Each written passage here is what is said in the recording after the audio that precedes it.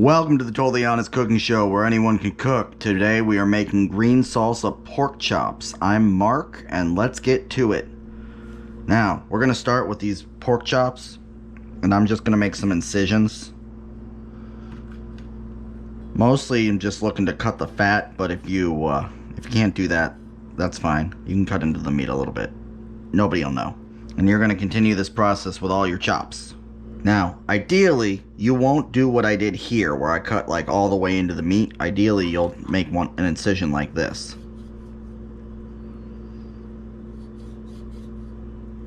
Right? Score the fat, not the meat. The reason we did that is that pork chops have this tendency to curl up when they hit the griddle. The heat makes the fat tighten up. So, if you cut the fat, if you do it right, then you won't have the issue. I did over salt a little bit, but that's because I'm using the salt on the meat to flavor a sauce that we'll be making. We're gonna let this sit for about an hour. While that's sitting, we're gonna get to work on some other things. This is your basic, regular, degular salsa verde. This is made from tomatillos. You can buy this in the store. I've used this to make green salsa pork chops. We're not doing that today though. We're going for the real deal. In front of me are like 12 tomatillos, an onion, a jalapeno, and some lime. These are the basic building blocks. There will be garlic too. I forgot to get the garlic out. Anyway, recipes require all of these things regardless. The only thing that you could substitute, maybe a serrano pepper instead of the jalapeno.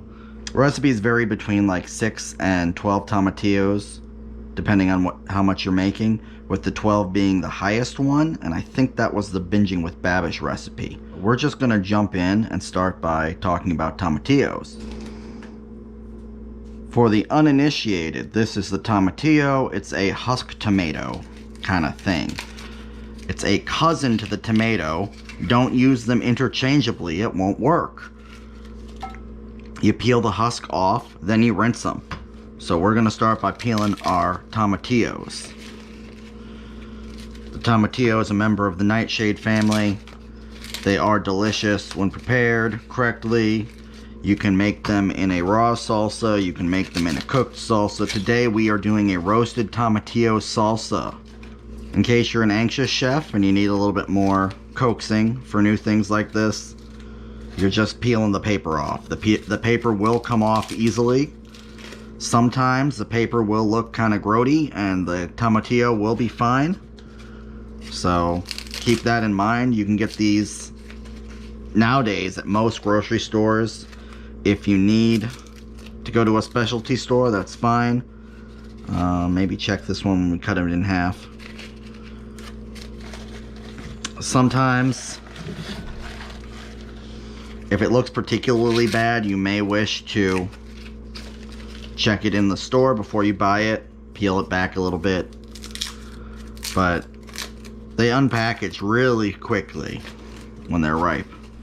Okay, once you've stripped them down, you're going to rinse them in the sink. I'm going to do that now. BRB.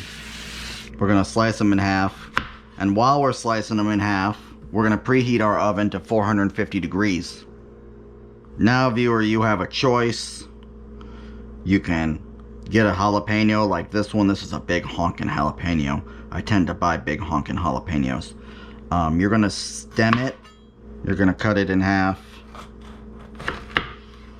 And then you're going to have to decide whether you want to seed it or not. I'm going to seed. Remember, the core is where the heat lives. The heat will also be on the seeds as well because the seeds grow from the core. And I'm just going to throw that on the baking sheet that I've been throwing the tomatillos on.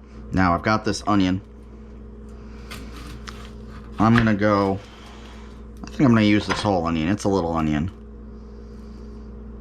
And once I peel off the first layer or so, it's going to be a little onion anyway. So one small onion.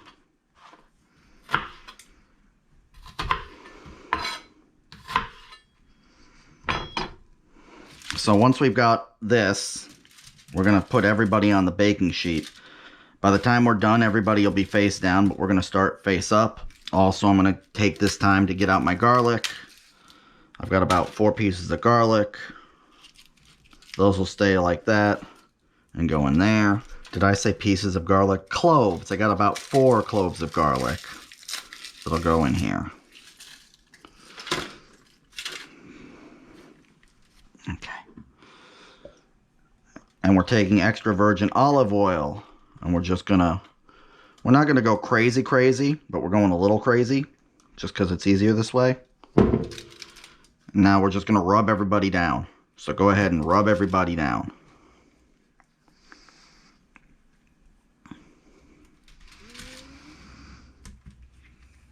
If you wind up with your hands reeking of onion when this is done, remember that stainless steel will deodorize your hand.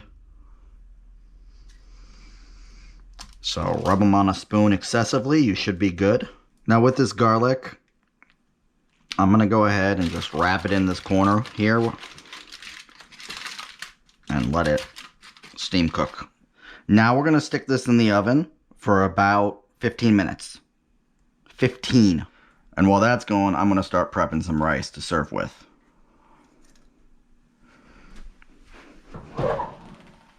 In the 8 or so minutes I've got left before the roasted vegetables come out, I'm going to start prepping some cilantro. So get a bunch of cilantro. You don't need to remove all of the stems, but if you got any thick boys, like this one, you're going to go through and take out the thick boys. You don't need to be super surgical about this because we're about to throw it all in a blender anyway. But I still like to go over it a little bit because some of these it's like, why am I even including you? It's not like the stems are inedible. It's just a mouthfeel thing. You don't want to chow down on some stems, right? Right. Once you feel like you've gotten them at least okay-ish, just give them a quick rough chop and that'll be fine. Like I said, they're going in the blender.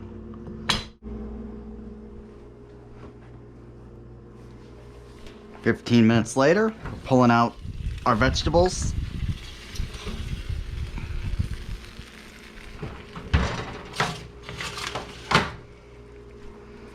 We're going to let these cool for a couple minutes, then we're going to pour them directly into our blender. Okay, now comes the time where the whoopsie doodle is most likely. I'm going to roll my lime real quick. Cut that guy in half. Okay. I'm going to be pouring all of this into the receptacle for the blender. If I'm going to screw up, this will be where it happens. Let's also take this minute, take this out.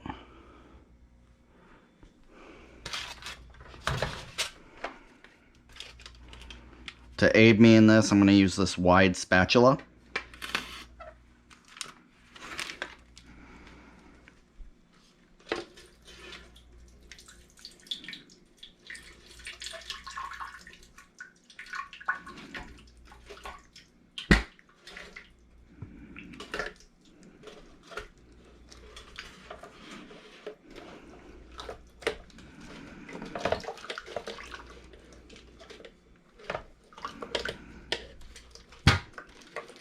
I apologize if we had to cut that.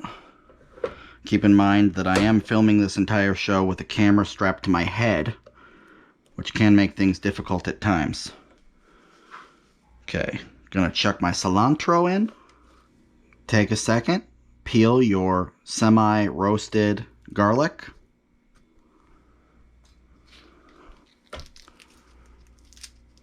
I'm going with 4 cloves, which is more than most people use in this, but I like garlic.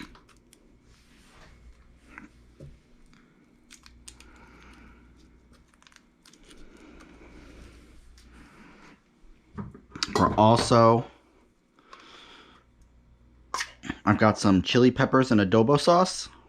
We're going to throw one in.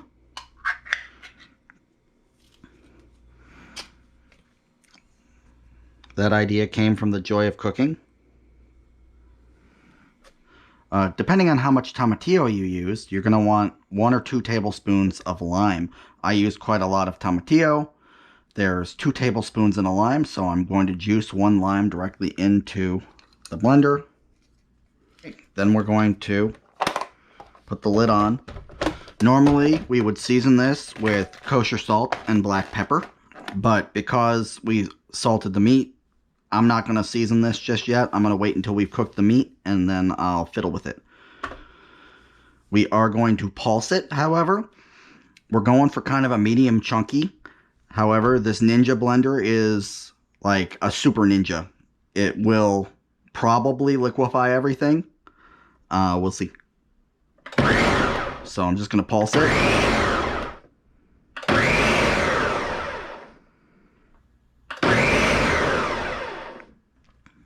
Okay, I pulsed it about 12 times. Jerkins probably cut some of that out because the angle sucks unless I hold my head at a really funny angle. I am standing like I'm limboing just to show you this because I'm stupid and this show is stupid. Okay, we've heated a little bit of olive oil over medium heat. Probably a little more than I need, but that's okay.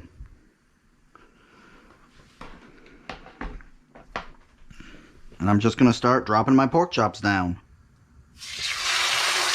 Try to Tetris everybody in there. Okay, our goal is to get them brown. As usual, I may sound like I'm inside an echo chamber. The audio correction does not like it when we fry loud things. Okay, once they've been sitting like this for a little while, we're going to give them a flip. Not quite ready. Yeah.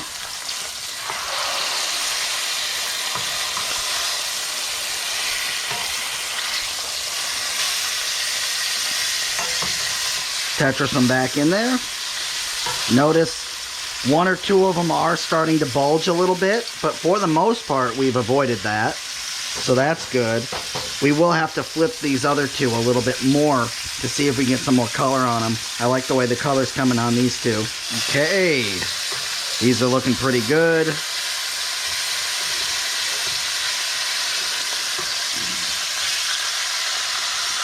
Looks like my fat cap cutting only worked on some of them. That's okay. We're gonna remove these from the heat real quick.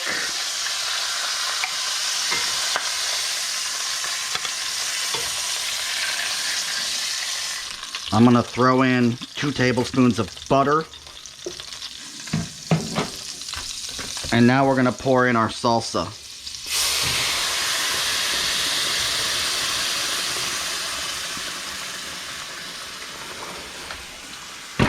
You may wish to wear an apron for that. It did splatter tremendously. Whoopsie doodle.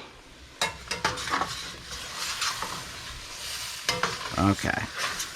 Now, we're going to scrape a little bit. I don't think that we're going to have any problem getting any of this fond up, but you never know.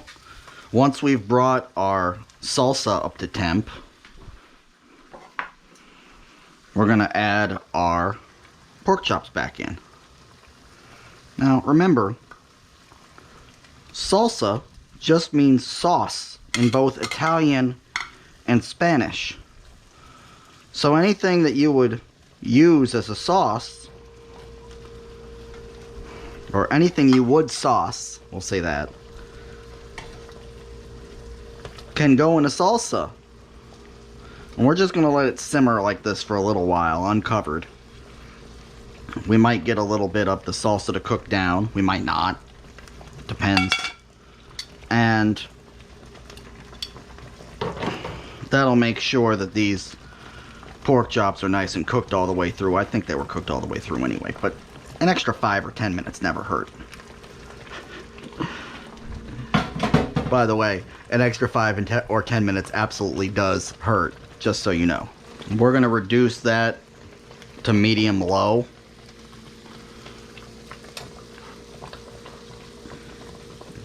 Because it's starting to get a little too boily. About 5 minutes later and it's done.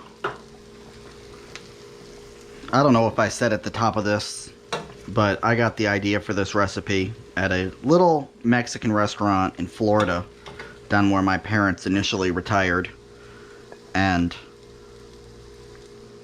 I wanted to try to recreate it at home.